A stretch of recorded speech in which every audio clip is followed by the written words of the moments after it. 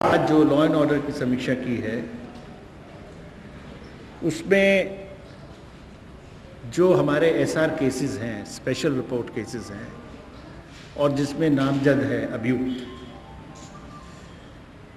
उसमें जिस स्तर की कार्रवाई होनी चाहिए वो कार्रवाई नहीं दिखाई देती।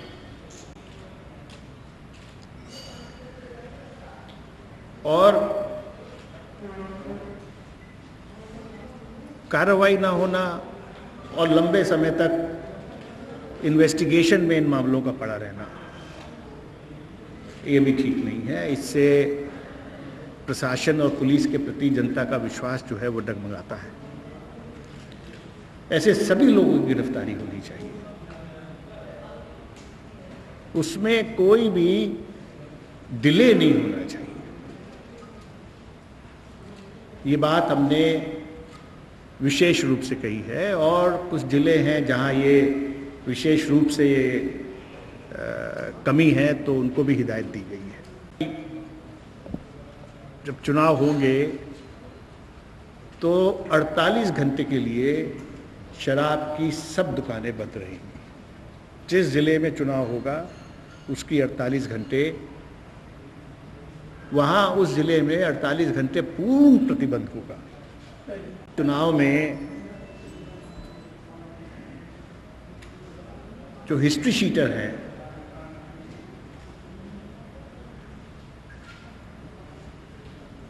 या इनामी क्रिमिनल्स हैं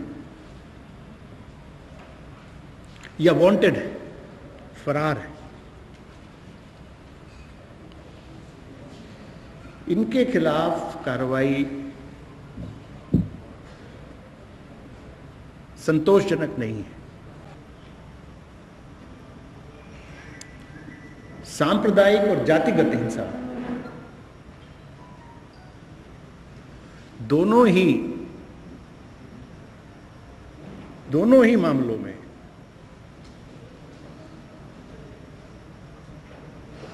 त्वरित, निष्पक्ष और कड़ी कार्रवाई की जाए।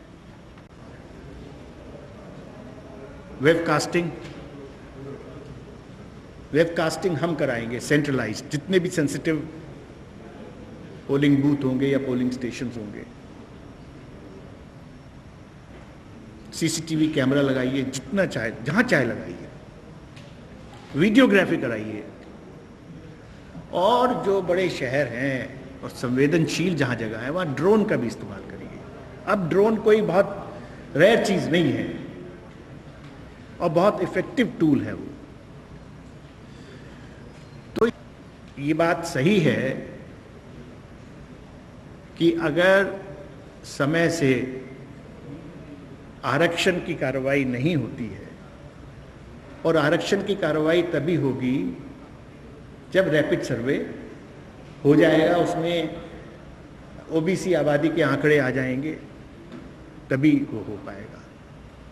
तो ये बात सही है कि अगर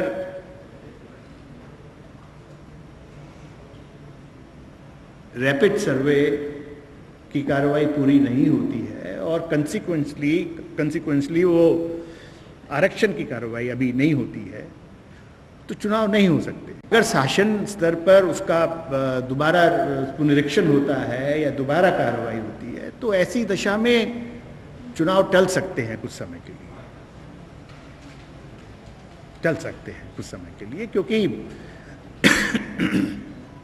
कार्य तो सब ठीक ही होना चाहिए और कोई लंबे समय तक चुनाव नहीं टलेंगे ऐसी केस में भी। मतलब अगर चुनाव टलते भी हैं तो बरसात में तो चुनाव वैसे ही नहीं होगा, तो सितंबर अक्टूबर में चुनाव हो जाएगा।